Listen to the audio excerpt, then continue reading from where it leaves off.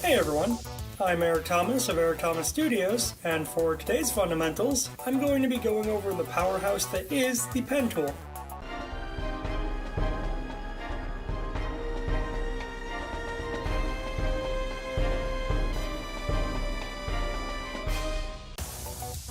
So like the brushes I went over for my last fundamentals video, the pen tool is another tool you will be using a lot regardless of the Adobe program. I'll be talking about using it in Photoshop, but it will work the same way in all Adobe graphics and video programs. In Photoshop, the best thing about the pen tool is that it lets you make quicker, way more refined selections. If you're selecting a model, for instance, it would be a nightmare trying to do that with the lasso or marquee tools. These selections can then also be used for better masking too. As opposed to the other shape tools in these programs, the pen tool lets you mix straight lines and curves that you control to make pretty much any shape you could want. In general, the pen tool is going to be another really handy tool once you've got the hang of using it. But speaking of using it, how do you do that? First, we'll need to make sure we're using the pen tool. This will be the icon that looks like a fountain pen drawing a line, or the P key in everything except After Effects where it's the G key because why not?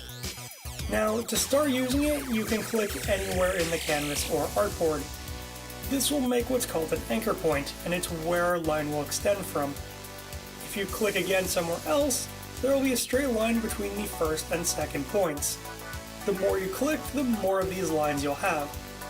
If you hold down Shift before clicking, your line will be an exact straight line, either horizontal, vertical, or at 45-degree angles too.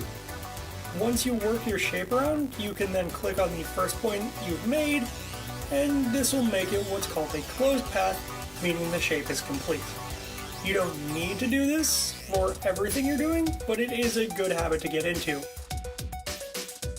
Now, to make a curved line, instead of just clicking, you'll need to click and drag in your canvas or artboard. This will make what's called a Bezier curve. The more you drag, the bigger that curve will get. And we'll get to it in a second, but as you drag, you might notice the two lines that come out of the anchor point.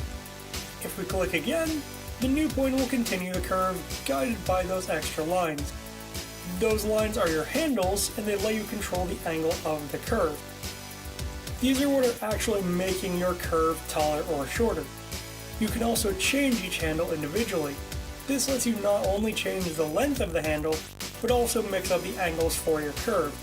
To do it, hold down Option on a Mac or Alt on a PC, and then click and drag when your cursor changes into the angled line.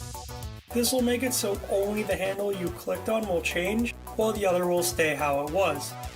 You can also do this as you're making the anchor points to save yourself some time by holding down Alt or Option as you drag out.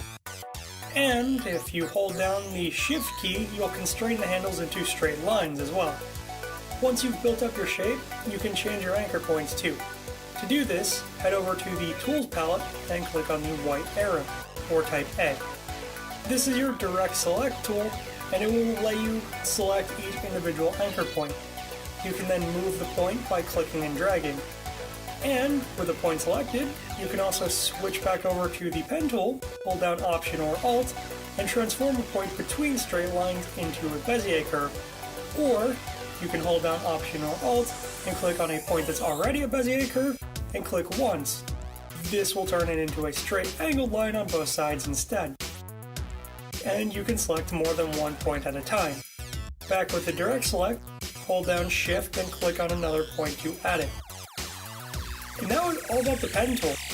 It's really simple once you get the hang of it, and it kind of lends itself to a shorter video, but it speeds things up a lot in the day-to-day. I hope everyone's learned something and had fun doing it. If you have any questions, thoughts, or other feedback, you can let me know with a comment below or with a message to @ET_studios on Twitter. You can also like this video and share it around. I'd appreciate the help getting the word out.